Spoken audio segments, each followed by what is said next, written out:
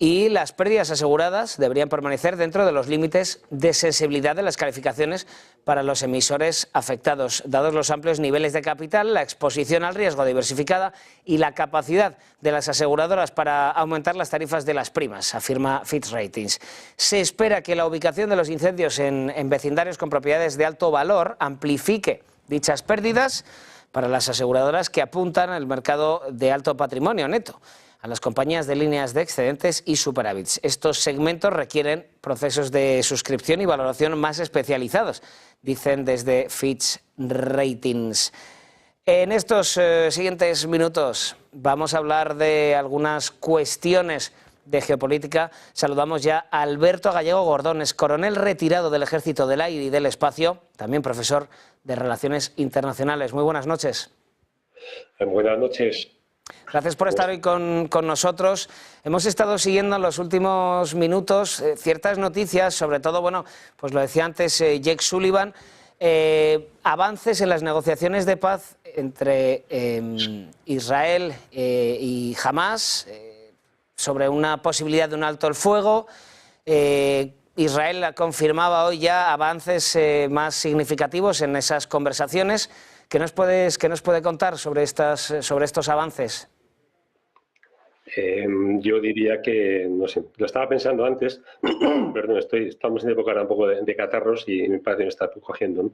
Pero bueno, yo casi me remitiría al inglés, ¿no? Estamos hablando de latest o de last, ¿no? O sea, la por ahora última conversación de llegar a un acuerdo, un entendimiento, sí, sería yo la definitiva. Yo creo que no. Yo creo que llevamos ya mucho tiempo. De hecho, creo que la primera vez que participé con vosotros en estas entrevistas había habido también un conato de un entendimiento que luego fracasó, ¿no? Y yo creo que ahora es cierto, según he visto en diversas fuentes, que se ha llegado bastante próximo, ¿no? Pero aún así hay puntos que todavía no están muy claros, ¿no? ¿Cuál sería el papel futuro de las fuerzas israelíes dentro de Gaza?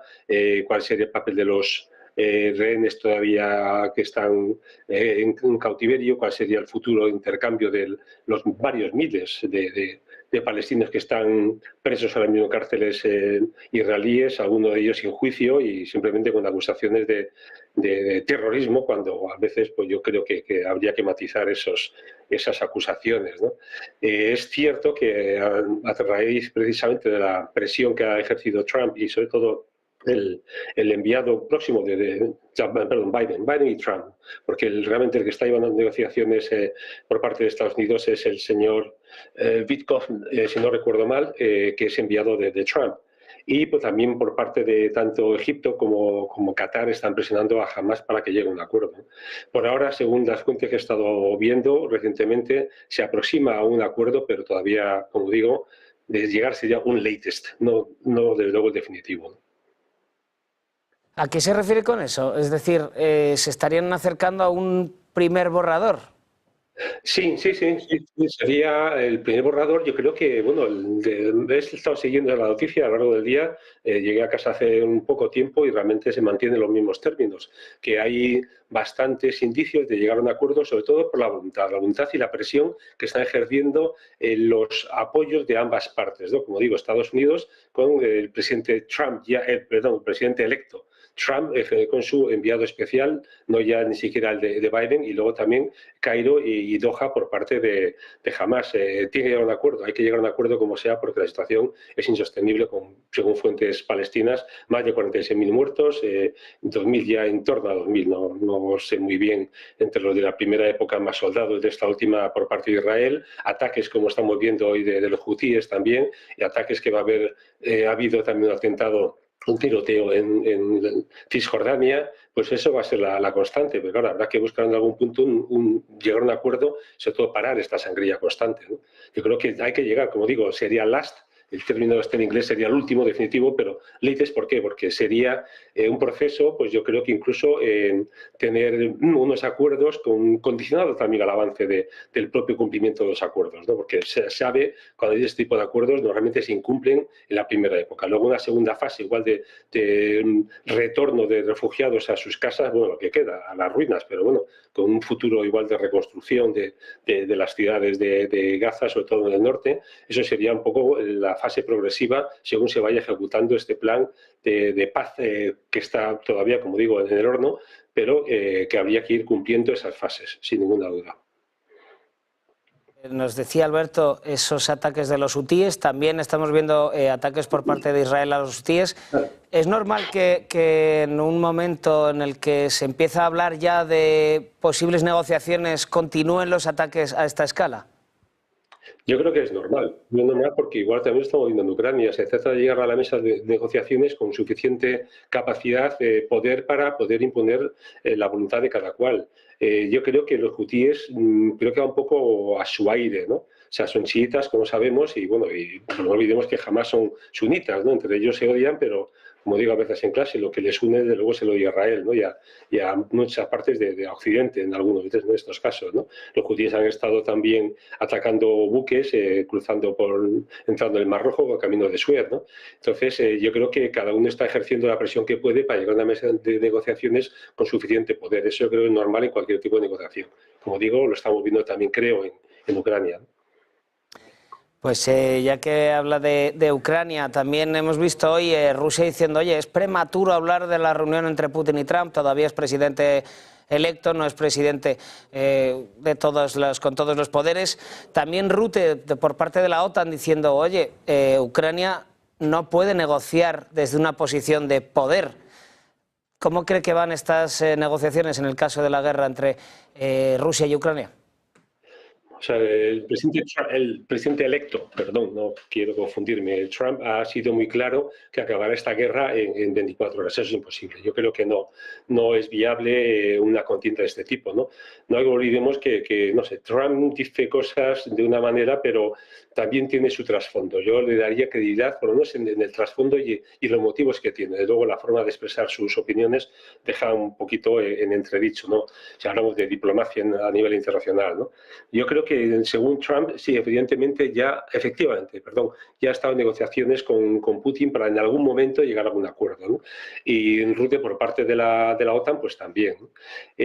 Yo creo que se va a llegar a algún tipo de conversación, habría que ver dónde, porque según he visto, incluso Suiza se habría ofrecido, la cumbre que hubo en verano, antes del verano, ¿no? En Suiza, se habría ofrecido como mediador, pero no olvidemos que Putin está ahora mismo con una orden de búsqueda y captura por parte de la Corte Penal Internacional, sobre todo por el desplazamiento de los niños ucranianos, varios cientos que fueron movidos por la fuerza a Rusia. Algunos han vuelto, ¿no? Con lo cual, Suiza es firmante de la Corte Penal Internacional, con lo cual si Putin fuera debería detenerlo, con lo cual evidentemente esa opción no cabe, ¿no? Luego esa posible reunión, primero habría que ver en qué términos. El tema de Ucrania, desde luego, va a ser un tema de la agenda, sin ninguna duda, pero habría que ver en qué términos. Si nos cerramos ahora mismo a hechos consumados, como parece ser que lo que quiere decir el presidente Trump, de todo el Donbass, Zaporilla, el este de Ucrania prácticamente ya en manos de Rusia y Crimea, por supuesto. Yo Crimea hace años que digo que no volvería nunca a Ucrania, ¿no? Me puedo equivocar, pero bueno, apostaría y invito a una cerveza si fuera preciso, ¿no? Pero yo creo que algún acuerdo se debe llegar de algún tipo, ¿no? Y como digo, la reunión hay buen feeling, hay buena predisposición a hacerla, cómo y cuándo habría que verlo, sobre todo en qué términos se barajarían de la agenda, ¿no? Decía que hasta invitaría a una cerveza si Crimea no volverá a ser ucraniana, ¿es su apuesta? Yo sí es un tema que toqué en el año 14, prácticamente dije que Crimea nunca volvería a Ucrania, ni apostaría por ello, pero me encantaría pagar la cerveza, quiero decir. ¿Cree que hará el gobierno, el ejército ucraniano ante Rusia para llegar a un alto el fuego? Es complicado, ¿eh? Yo creo que, bueno, he estado viendo también las declaraciones de Biden, de luego, como puede ser de otra manera, ha hecho una revisión triunfalista de su oficio, de su gestión en estos años, ¿no? Creo que, bueno, bastante acertada, por supuesto tiene lagunas, ¿no? Yo creo que en el caso de Ucrania, ese haber ido cediendo poco a poco, ¿no? Y según se necesitaban las armas, ¿no? Incluso la última autorización que dio para utilizar ya elementos de ATACMS de largo alcance, ¿no? Y otros misiles, y el Storm Shadow también, que es un misil de crucero, al fin y al cabo, ¿no? Para atacar en profundidad. yo creo que debería haberse hecho antes, ¿no? Entonces, Ucrania está exhausta, no tiene el potencial humano que tiene y, de luego, en cualquier caso, una pérdida para Ucrania de un soldado tiene un peso que me temo que no tiene para Rusia, y menos si hay soldados norcoreanos ahora mismo que serían, pues no digo carne de cañón, pero relativamente prescindibles, ¿no? Entonces, yo creo que Ucrania está exhausta del esfuerzo de guerra de casi 3 años, económica, mentalmente también, y de luego también por parte de los recursos que tiene. Y la población no tiene ahora mismo una reposición de soldados de primera línea que puedan relevar a los que llevan ya luchando casi 3 años. Entonces yo creo que hay que llegar a un acuerdo. Ya para terminar, ya que ha estado siguiendo, que hemos estado aquí siguiendo en directo el discurso de Biden sobre sus 4 años y sobre todo la política de exteriores, una frase que me he apuntado, ¿verdad? Que decía: soy el primer presidente en décadas en no dejar a mi sucesor una guerra en Afganistán. Vivo, ¿no? Me parece que ha dicho vivo, el presidente vivo, ¿no? Pues hombre, en ese caso es cierto, ¿no? O sea, que empezó prácticamente a raíz de 2001, del 11S, la invasión de Afganistán empezó un poco después, y todas las misiones en las cuales también, recuerda, España ha estado participando, ¿no?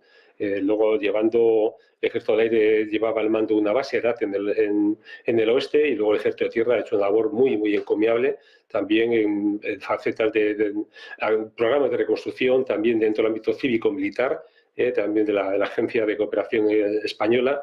Luego España llevaba un papel importante hasta que, bueno, pues nos fuimos de esa manera. Occidente dejó Afganistán en manos de los talibán. También unos acuerdos, quiero recordar, y que se propiciaron también en Qatar, en Doha. Qatar está ejerciendo ahora mismo una política muy importante de mediación en muchos de los conflictos que hay, ¿no? Entonces, bueno, pues es cierto que, claro, no era la mejor manera, ¿no? Dejar a ellos los afganos tirados como se quedaron, ¿no? En manos. Y si podemos hablar ya por casos extremos, hablaremos de la mujer afgana, ¿no? Que es la que realmente está sufriendo ahora a los talibán, ¿no? Pues con esto nos vamos a quedar. Alberto Gallego Gordón, coronel retirado del Ejército del Aire y del Espacio y profesor de Relaciones Internacionales. Gracias por estar hoy con nosotros. Bien, muchas gracias a vosotros y a ver que vamos avanzando. Buenas noches. Ahora, en los próximos minutos, vamos a acercarnos un poco a las noticias de la jornada en clave, pues, de inversión. Por ejemplo, uno de los nombres propios ha vuelto a ser US